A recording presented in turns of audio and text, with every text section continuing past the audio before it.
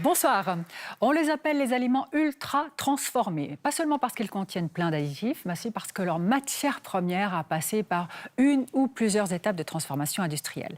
Le cracking, par exemple, qu'est-ce que c'est? Explication très concrète au menu d'un bon entendeur ce soir et la grande question que je poserai à mon invité. Quelles conséquences pour notre santé si l'on consomme ces produits ultra transformés qui ont petit à petit rempli les rayons? Et ce n'est pas tout. Avion retardé et correspondance ratée, quelle indemnisation vous est due? Une téléspectatrice est en conflit avec Suisse, son témoignage et les explications de la compagnie.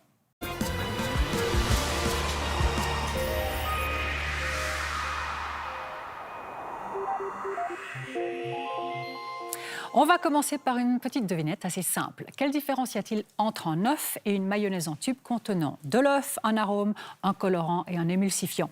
Le premier est un aliment non transformé, le deuxième est ultra transformé, tout comme les nuggets de poulet, les nouilles instantanées, les biscuits, les jus de fruits sucrés, etc. La liste est longue, les produits ultra transformés ont pris de plus en plus de place dans notre alimentation.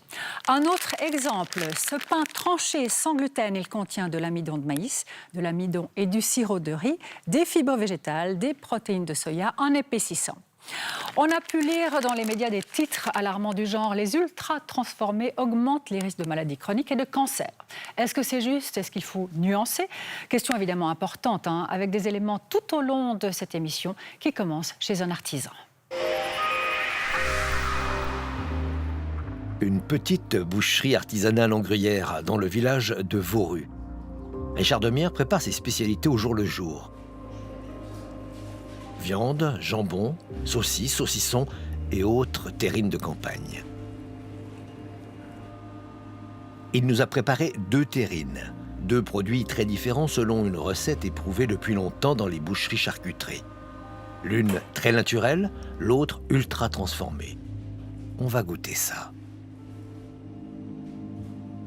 Gabrielle Bussard n'aime pas les additifs dans les aliments. Elle a créé le site Facebook À vos étiquettes pour en parler. 100% naturel, donc sel, poivre, marjolaine et un œuf de la région.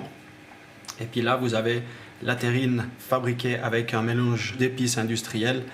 Puis là, on a quand même du sel nitrité qui nous donne aussi cette couleur rose après la cuisson. Alors, les deux étaient bonnes. Simplement, moi, j'ai une préférence quand même pour celle qui était sans additifs, parce que je trouve qu'elle est un petit peu plus caractéristique, elle est un petit peu plus personnelle, en fait. Donc, elle a un goût que je ne pourrais pas retrouver si je vais dans un autre commerce. Tandis que celle avec les additifs, elle a un goût plus uniforme qu'on va facilement retrouver un peu partout. On a décidé d'écrire une lettre à tous les bouchers fribourgeois pour qu'ils puissent en fait nous signaler s'ils étaient sensibles aux additifs, s'ils en utilisaient moins, s'ils n'en utilisaient pas, pour que nous, sur le groupe Facebook, on puisse communiquer en fait aux gens où c'est qu'ils peuvent trouver de la viande sans ou avec moins d'additifs. On revient vers la première terrine, la plus simple. Comment sortir une terrine comme celle-là sans additifs? De quoi est-elle faite? De la viande de porc, du foie de veau et du lard de bajou. Et après, sel, poivre, un peu de marjolaine, un œuf et un tout petit peu d'alcool. Hacher tout ça, mélanger, mettre dans un petit moule et puis cuire au four à basse température. Et voilà, la terrine, vous avez une terrine le plus simple possible qui est prête. Il n'y a pas de produit de conservation pour longue durée. Donc il faudrait faire la terrine et puis la consommer dans les 3-4 jours qui suivent. Avec la première, on a compris le message. Mais pour la terrine qu'on trouve partout, c'est une autre affaire. On retrouve la même base d'ingrédients à laquelle on a rajouté du sel nitrité, un additif bien connu en charcuterie. Et surtout, on y met un mélange industriel composé de lactose, de dextrose, de poireaux, de stabilisants, d'épices, de plantes aromatiques, d'arômes de fumée, d'un exhausteur de goût, le glutamate monosodique, d'un antioxydant et d'acide ascorbique. Vous pouvez respirer maintenant. La liste est longue, mais si tout le monde s'y met autour d'une table à discuter de diminuer ces produits-là, je pense qu'on peut y arriver. Mais faut que tout le monde veuille faire la même chose. À quoi sert le sel nitrité? Alors, pour garder une jolie couleur rose à la viande et puis pour aider à la conservation. Mais vous en mettez toujours autant que la recette, que ce qu'indique la recette? Alors non, je diminue les quantités par rapport à ce qu'on nous a appris en apprentissage ou dans d'autres cours. Je diminue toujours mes quantités de sel ou d'épices. Mais si on en met moins, il faut en fabriquer un peu plus souvent. Et le sel nitrité, il y a quand même le défi de la conservation. Et puis c'est vrai qu'on ne peut pas commencer à faire n'importe quoi. Il faut quand même que le professionnel fasse des tests pour la conservation de sa viande. Mais c'est vrai que c'est des choses dont on peut se passer. En tout cas, le glutamate monosodique, je pense qu'on peut s'en passer assez facilement. Et puis le sel nitrité, ça demandera peut-être un petit peu plus de recherche, de défis, mais c'est faisable. Même si on est loin du compte, les produits sans additifs commencent à gagner du terrain dans les boucheries-charcuteries. Alors ces dernières années, ça a bien évolué, on en trouve de plus en plus. Mais c'est vrai que pendant un certain temps, ça a été un petit peu le parcours du combattant de trouver des saucisses ou du jambon sans additifs. On nous a toujours appris à faire avec ces mélanges-là. Et maintenant, il y a une volonté de moi-même de changer tout ça. Je suis aussi consommateur et j'ai aussi envie de changer ma façon de consommer. Et nous aussi. Les consommateurs sont plus attentifs aux ingrédients, pas de sondage pour le prouver. Du côté de l'industrie, l'offre de produits ultra transformés n'a pas diminué, au contraire. Bonsoir Nathalie Farpour-Lambert. Bonsoir. Merci d'avoir accepté notre invitation. Vous êtes médecin adjoint, responsable du programme Contrepoids au HUG, et puis important, vous êtes présidente aussi de l'Association européenne de l'étude de l'obésité. Alors parmi les additifs qu'on a vus dans des terrines, il y a ces nitrites, sel nitrité, mélange de sel et de nitrite de sodium qu'on va retrouver aussi beaucoup dans des charcuteries, dans des jambons. Formidable pour l'industrie, est-ce que cela présente un danger pour notre santé ? Alors, ce que nous savons maintenant, c'est que ces ajouts de sel nitrité sont associés à une augmentation du risque de cancer du côlon. C'est prouvé ? C'est prouvé, tout à fait. D'accord. D'où les recommandations maintenant internationales de réduire en fait la consommation de charcuterie pour justement réduire ce risque. Oui, absolument. Alors, ce E250 permet aussi des durées de conservation plus longues, toujours intéressant pour l'industrie. D'ailleurs, les nitrates et les nitrites sont également interdits dans les produits destinés à l'alimentation des bébés de moins de 6 mois. Mais on peut trouver d'autres choses. Par exemple, dans ce jambon-là, le Gran Gusto, il contient conservateur plus glucose, antioxydants, sucre stabilisant. Celui-ci, le Malbuner, conservateur, protéines lactiques, maltodextrine, antioxydant, correcteur d'acidité, lait crémé en poudre. Ça fait beaucoup, hein ? Comment réagissez-vous ? Alors, ce sont déjà des aliments, des produits qui sont naturellement gras, puisqu'ils sont issus de la viande de porc. Et quand on rajoute en plus du sucre dedans, on va augmenter la densité énergétique. Et puis, en plus, nous savons que nous n'avons pas besoin d'ajout de sucre, puisque la moyenne actuelle en Suisse est d'environ 120 grammes par jour et par personne de sucre ajouté, alors que les recommandations de l'Organisation mondiale de la santé sont de 25 grammes par jour. Donc c'est surtout l'ajout de sucre qui vous contribue en fait au cumul de produits qui contiennent des sucres ajoutés et avec une quantité beaucoup trop importante à la fin de la journée. Absolument. Restez avec nous si vous le voulez bien. On va encore parler d'additifs. Les marqueurs classiques des aliments ultra-transformés sont des colorants, les émulsifiants, les texturants et les exhausteurs de goût. Et c'est pas tout, regardez. Il est facile de récolter une poignée d'aliments ultra-transformés. On en trouve partout, de toutes les couleurs, de toutes les formes.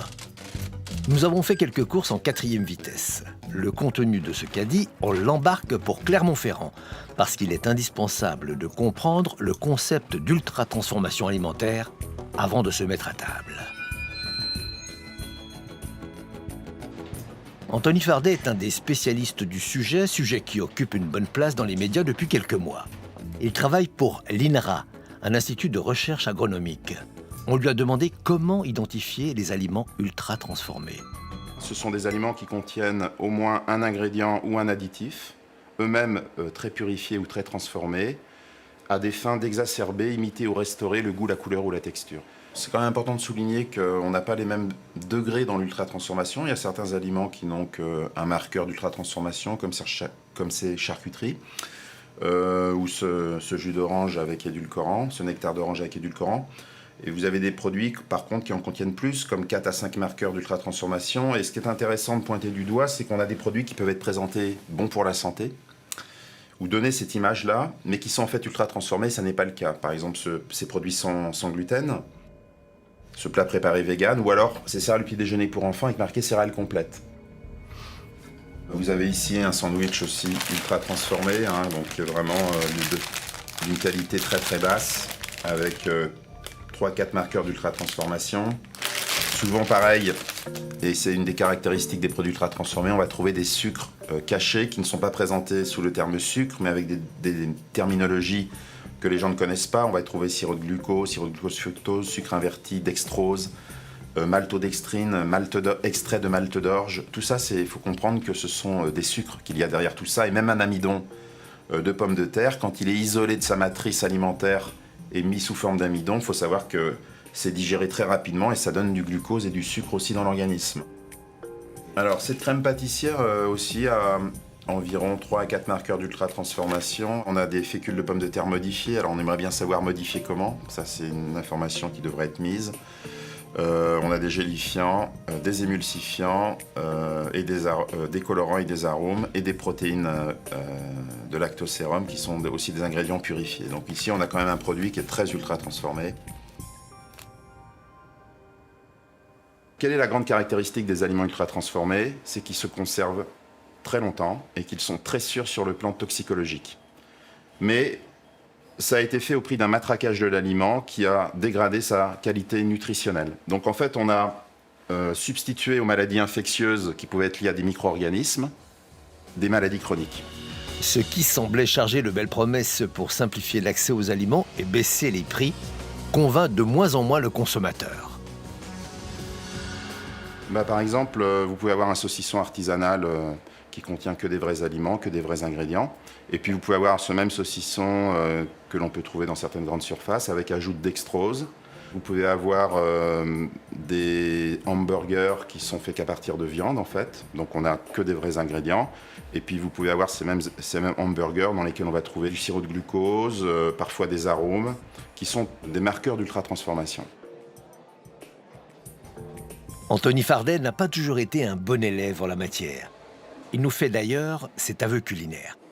Moi, mon dessert préféré depuis tout petit, c'est le riolet. J'adore le riolet. J'achetais un riolet ultra transformé qui contenait des épaississants, des sucres eux-mêmes ultra transformés. Et depuis maintenant quelques temps, j'ai trouvé un riolet industriel, mais qui est peut-être artisanal en même temps, qui n'est fait qu'à base de vrais ingrédients, c'est-à-dire du riz, du lait, du sucre et des extraits de vanille. Là, je retrouve vraiment la texture des grains de riz. C'est pas trop sucré, donc c'est agréable. Donc, une fois que vous avez goûté à ce riolet industriel non ultra transformé, vous n'avez absolument pas envie de revenir en arrière, c'est évident. Nous passons par la filière agroalimentaire de la HES de Sion. Ici, on forme des étudiants qui vont orienter leur carrière vers des entreprises alimentaires. On leur donne aussi l'occasion de travailler sur des cas réels proposés par l'industrie.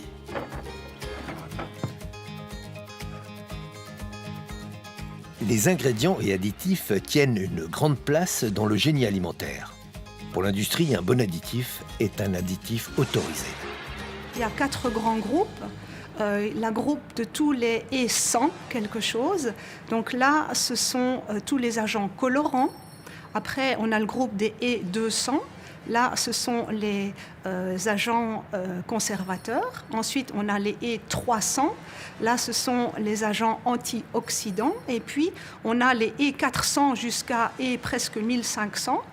Là, ce sont toutes les substances sucrantes, etc., donc, qui apportent une saveur particulière ou un arôme particulier. Ultra-transformation, le terme se discute. Tout le monde ne place pas le curseur au même endroit. Je ne sais pas si j'adhère à 100%. Moi, j'ai surtout retenu que c'était beaucoup d'étapes de transformation et surtout la présence d'additifs. Alors, dans ce cadre-là, oui, tous ces produits retexturisés, véganes ou pas, sont des aliments ultra transformés.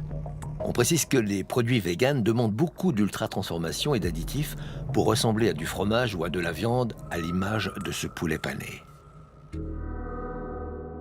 Nathalie Farpour-Lambert, on va continuer. On a entendu Anthony Fardet nous dire on a remplacé le risque d'attraper des maladies infectieuses à cause des micro-organismes qu'il y avait dans l'alimentation. On l'a remplacé par des maladies chroniques. Est-ce que vous partagez ce point de vue ? Alors tout à fait. C'est vrai que dans l'historique de la santé publique, eh bien, on se concentrait tout d'abord pour prévenir les maladies infectieuses qui tuaient des millions de personnes. Et puis maintenant que nous arrivons à juguler la majorité, je dirais, des maladies infectieuses, il y a encore bien sûr des progrès à faire et des vaccins à développer.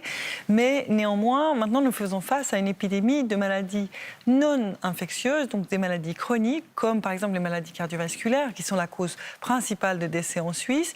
Et le diabète de type 2 touche de plus en plus de personnes à l'heure actuelle. Et on s'attend à ce que prochainement, une personne sur 10 sur la planète souffre de diabète. Et ceci est en grande partie associé au changement de notre alimentation en quelques décennies et à l'épidémie d'obésité, en fait, qui est la conséquence d'un apport calorique trop important par rapport aux dépenses énergétiques, et puis aussi au changement de la qualité de l'alimentation, du contenu, puisque nous avons des aliments maintenant qui sont beaucoup plus gras, avec des graisses de mauvaise qualité, du sucre ajouté et du sel. Et moins de fibres. Souvent, oui, d'accord. Oui. Donc nutritivement moins intéressant, bien entendu. Tout à fait. Et puis nous savons que les ajouts de sucre en excès contribuent non seulement aux maladies cardiovasculaires, mais aussi au développement de l'obésité et ensuite en conséquence au diabète de type 2, donc diabète de l'adulte. Qui est assez grave, évidemment. Vous allez voir maintenant une dégustation un peu particulière. Il s'agit de comparer deux versions d'un même type de produit. Regardez. Nous avons invité 6 personnes pour déguster 5 produits. Nous avons demandé à nos dégustateurs amateurs de goûter, de choisir, d'apprécier, de comparer et surtout de noter les différences entre les plats servis par notre chef de cuisine. Pour chaque produit, il y a 2 choix. Un aliment simple sans additifs et un produit ultra transformé. Les prix des produits sont pratiquement les mêmes. Pour commencer, 2 soupes de courges. Une soupe nature à plan de la Coop et un sachet Knorr. Suivi d'une paire de terrines préparées par notre artisan boucher Richard Demière. 2 burgers Migros prendront la suite. Les pizzas qui leur succèdent sont toutes 2 des pizzas bio de la Migros. Et pour le dessert, nous avons sélectionné 2 yogourts à la fraise.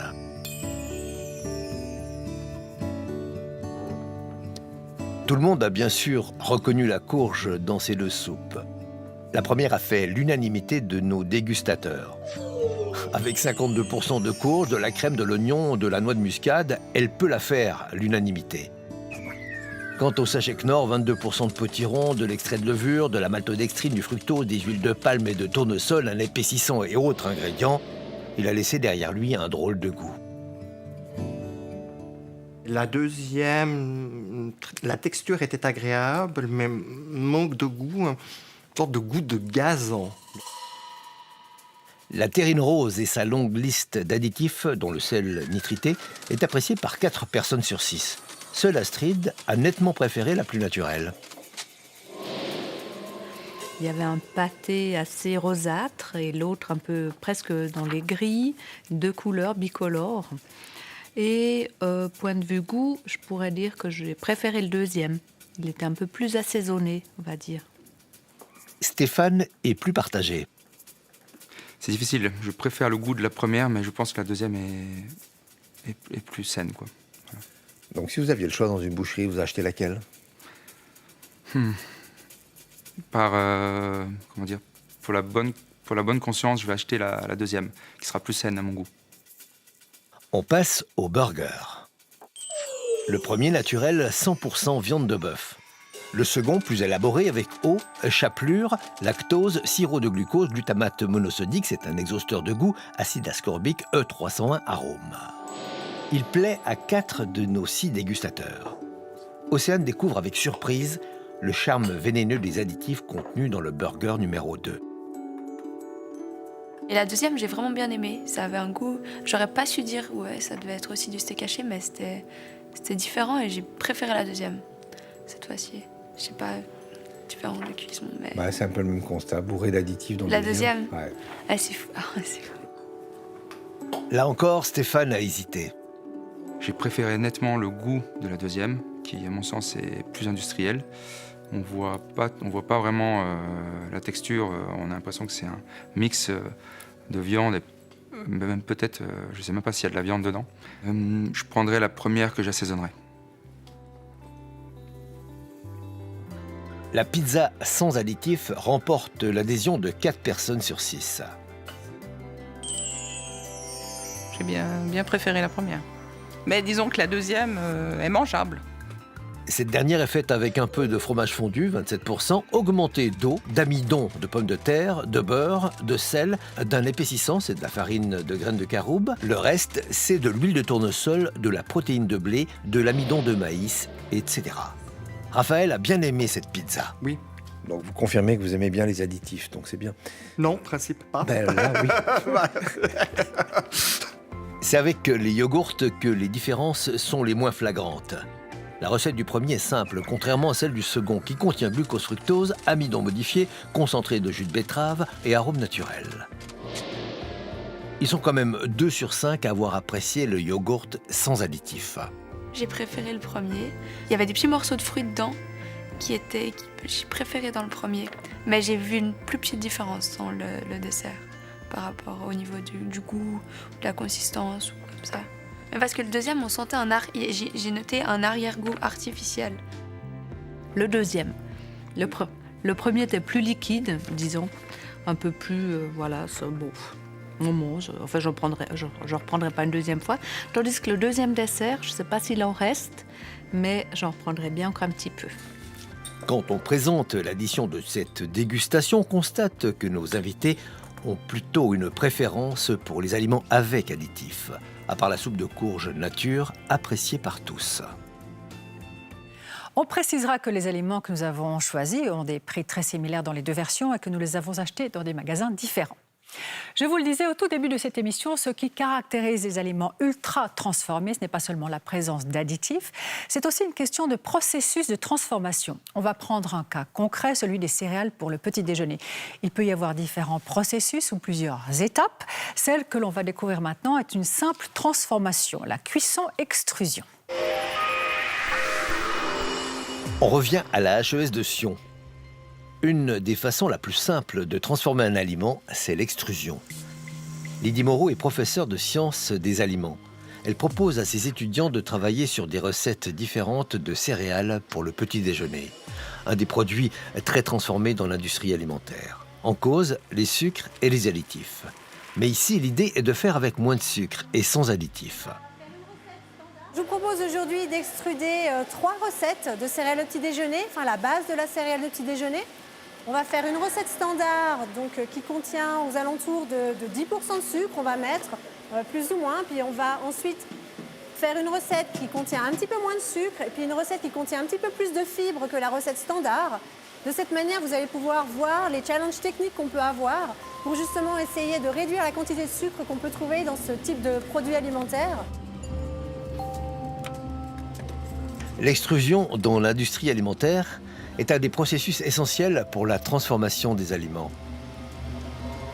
C'est un process qui permet de cuire, par exemple, les farines d'une autre manière que ce que l'on peut faire, par exemple, avec une cuisson traditionnelle au four. Donc, finalement, on va faire des mélanges, comme ici, des mélanges de farine. On a pris cet exemple-là des céréales de petit déjeuner, mais finalement, les pâtes sont également faites par extrusion. Donc, on fait des mélanges, on met les poudres mélangées dans l'extrudeuse. L'extrudeuse va simplement chauffer, mélanger grâce à une vis à l'intérieur de la machine. Puis lorsque le produit va sortir, il va être plus ou moins expansé, donc il va plus ou moins grossir, on va dire, à la sortie de la machine. Et donc on va avoir les petites boules de produits, donc les petites boules de céréales, comme ce que vous avez pu voir tout à l'heure. L'objectif de la cuisson-extrusion, c'est aussi de permettre une meilleure digestibilité de l'amidon, nous dit-on. On s'efforce à la HES de Sion de mettre moins de sucre. Si on reste maintenant sur le cas des céréales, on peut y avoir un processus de soufflage, un enrobage et des ajouts, comme on peut le voir sur ces paquets qui sont là sur cette table. Celui-ci, par exemple, il a une longue liste: sirop de glucose, maltodextrine, des vitamines ajoutées, de l'amidon de maïs, émulsifiant, antioxydants, colorants. Et on retrouve certains de ces additifs dans d'autres paquets. Nathalie Farpour-Lambert, j'imagine que le contenu de ces céréales qui sont prévues pour le petit déjeuner des enfants doit vous faire réagir. Alors bien sûr, en quelques décennies, on est passé du petit déjeuner traditionnel avec une tranche de pain, du beurre, de la confiture, à des céréales industrielles ultra transformées qui sont extrêmement riches en sucre ajouté. Le paquet que vous avez devant vous contient un quart de sucre ajouté. C'est comme si les parents servaient à leurs enfants du sucre blanc, un quart du bol en sucre blanc, et le reste en céréales qui sont en général pauvres en fibres ou pas suffisamment riches en fibres pour la santé.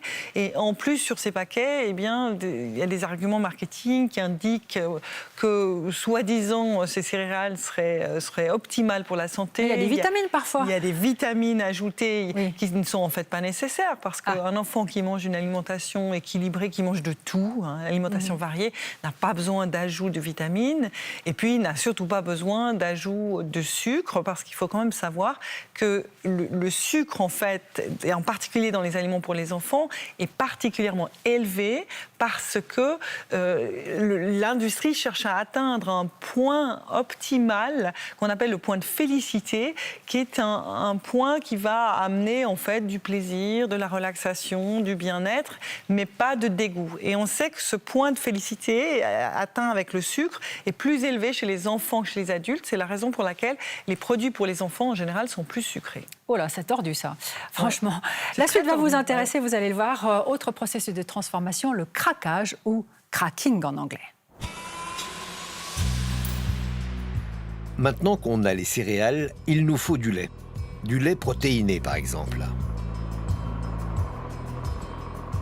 Nous sommes allés à Sulgen, dans le canton de Thurgovie, où l'entreprise Hordorf travaille le lait.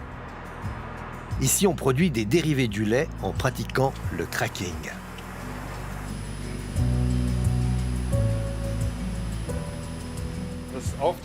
Le cracking, c'est la séparation du lait en différentes composantes. Le lait est constitué de matières grasses, de protéines, de sucre de lait et de sels minéraux. Le cracking, c'est déjà une opération qui se rapproche de l'ultra transformé. Le cracking, ça permet d'aller récupérer, à partir d'une matrice alimentaire donnée, des molécules bien particulières pour valoriser ces molécules particulières. Et après, on va les utiliser soit comme ingrédients, soit comme additifs. La première étape est la centrifugation, où on sépare la graisse du lait. Ensuite, on prend le lait maigre et on le passe à l'ultrafiltration. L'ultrafiltration, c'est une sorte de tamis moléculaire où on passe le lait à haute pression et cela retient les protéines. Le contenu de ces tuyaux se retrouve alors dans les petits pots de l'alchimiste, enfin de l'ingénieur. La différence entre ici et ici, c'est l'étape 1 du cracking, c'est-à-dire l'ultrafiltration. La protéine, on l'envoie dans le pulvérisateur et les sels minéraux et le lactose passent à la nanofiltration. L'étape numéro 2 du cracking, c'est la nanofiltration. Le lactose est ici, il a été concentré lors du processus.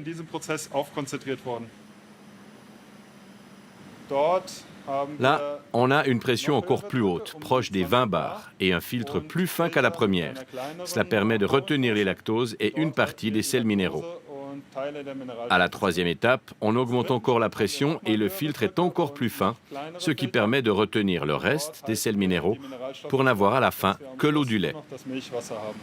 Les protéines, c'est pour qui ?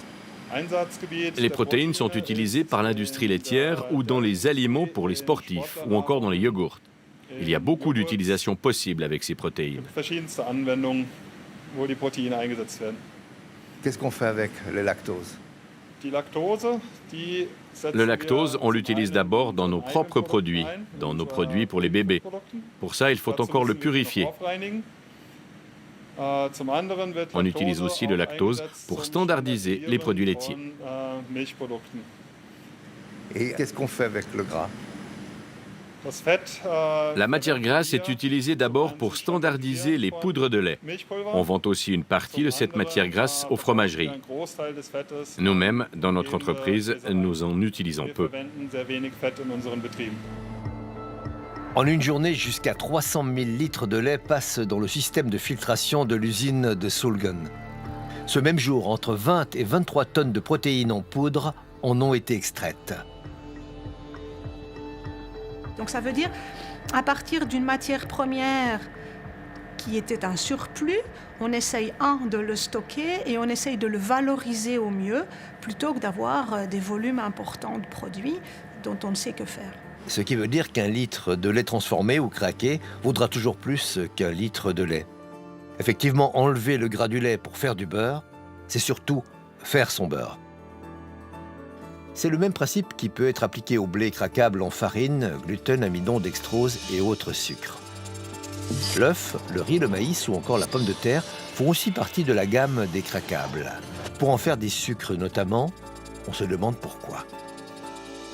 Ils sont produits en masse sur la planète, donc c'est ce qui fait qu'ils sont moins chers parce qu'ils sont utilisés ils sont issus de l'amidon de maïs, de blé, de riz, qui est coupé on dit hydrolysé, donc en sirop de sucre, sirop de glucose, fructose.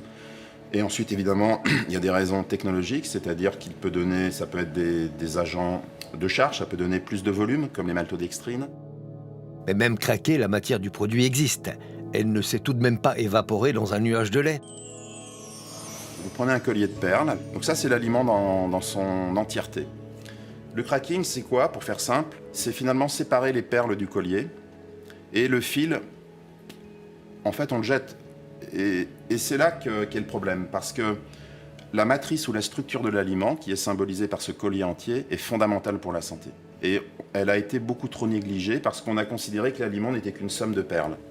Si vous voulez, les perles séparées et le fil séparé n'est pas la même chose que le collier en entier. Et pourtant, vous avez les mêmes calories et la même composition. L'intérêt pour l'industrie de faire compliqué quand on peut faire simple, c'est une idée qui échappe aux consommateurs. C'est intéressant pour l'industriel de faire un produit finalement qui coûte moins cher et qui va exacerber ce que le consommateur inconsciemment recherche. Alors qu'est-ce qu'on fait? On arrête de manger? On vit d'amour et d'eau fraîche? Il faut être raisonnable, donc quand vous avez comme ça des marqueurs d'ultra-transformation à risque, c'est effectivement de limiter la consommation. Ça ne veut pas dire de n'en consommer pas du tout, mais pas régulièrement. En fait, c'est toujours ça l'idée. Si vous en prenez une fois de temps en temps, il n'y a aucun risque pour la santé, c'est clair. Reste à savoir si le consommateur a envie d'être raisonnable. S'il en a les moyens et s'il est possible d'être raisonnable quand la moitié ou plus des produits des supermarchés sont transformés ou ultra transformés. Reportage réalisé par Dominique Vimin, Sarah Perrig et Yves Pouliken. Nathalie Farpour-Lambert, quand on voit la liste des ingrédients de ce millefeuille, je vous la cite et pas de mémoire, parce que quand même il y a émulsifiant, c'est écrit d'ailleurs en tout petit, émulsifiant, gélifiant, amidon de pommes de terre modifiées, colorant, évidemment du sucre abondamment. Qu'est-ce que vous dites aux consommateurs? Est-ce que vous leur dites ne le mangez surtout pas? Moi, je crois que les grands fans de millefeuille seraient très fâchés contre moi. Je pense que la problématique, c'est que l'industrie doit quand même utiliser certains ingrédients pour favoriser la conservation ou le fait que le millefeuille reste debout et ne s'écrase pas complètement. Oui. Donc ça, il faut en être conscient aussi. Et puis, je crois qu'il faut manger avec modération, en sachant que c'est une pâtisserie. Dans l'idéal, on dirait aller acheter votre millefeuille dans une pâtisserie artisanale où on espère qu'il y aura moins d'additifs, mais néanmoins, il y a des choses qui sont nécessaires en fait, pour que le millefeuille tienne debout. Donc, je crois qu'il faut se faire plaisir de temps en temps. Occasionnellement, oui.